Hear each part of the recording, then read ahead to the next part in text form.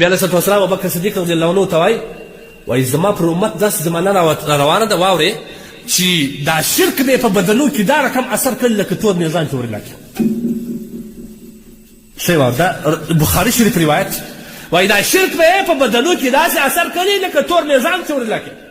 ابوبکر صدیق رضی الله عنه ته یا رسول الله د الله نه پرته چې د بل هېچا عبادت نه کوي بیا هم مشرک کېدلی شي نبي علیه الصلوة والسلام وایي داسې کېدلی شي لکه د ده په بدن کې چې تور میزان ورې لاکې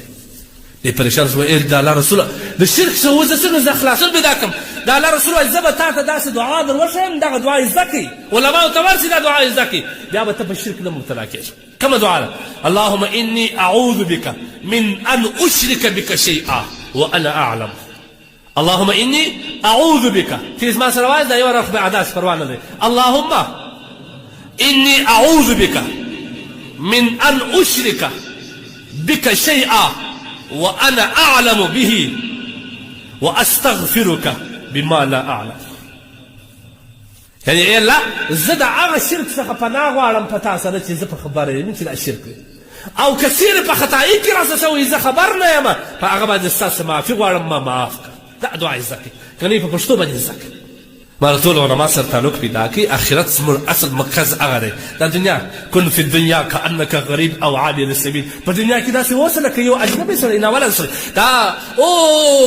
بل ملک څه چې دلته اجنبي سړی داسې څومره شاوخوا ګوري دا ځای خوند نه ورکوي په دنیا کې باید ته دا رقم بېقراره او عابر السبیل یا داسې سړی لکه به سړی چې په لار باندې روان وي مسکین سړی په لار روان دي څنګه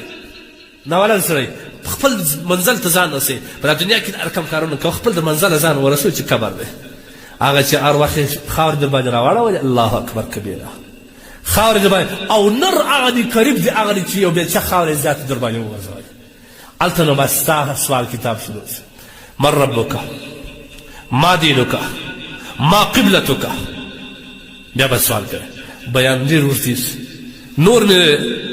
زړه نور غواړي چې هر څه وکړم خو اصل خبره دا یې زده کړي چې د خفي او د غټ شرک څه ځان وساته که د چا په کور کې تصویران پراته وي په خونه کې پر کاغذ راوتلي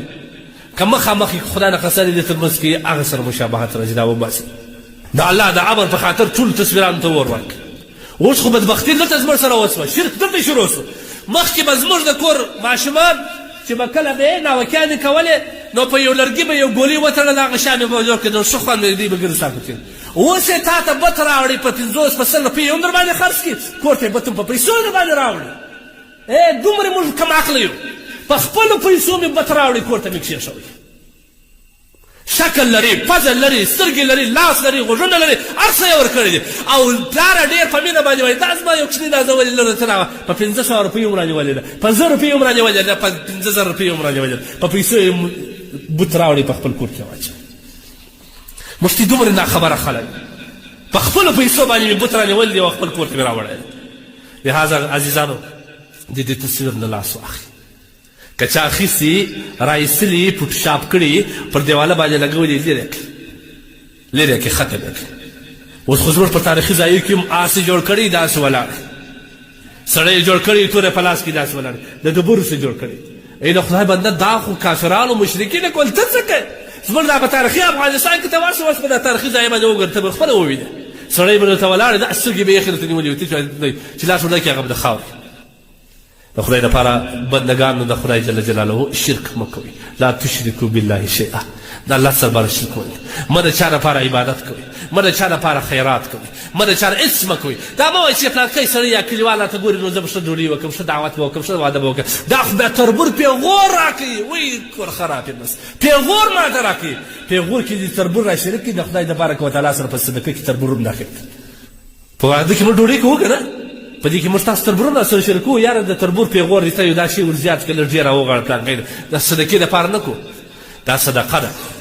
زړه مې ډېر څه واخوښ ډېره څه واخیسته لهذا په کار دا دی چې شرک نه موږ زیات وساتو عبادت د خدای دپاره خیرات د خدای دپاره هر څه چې کوي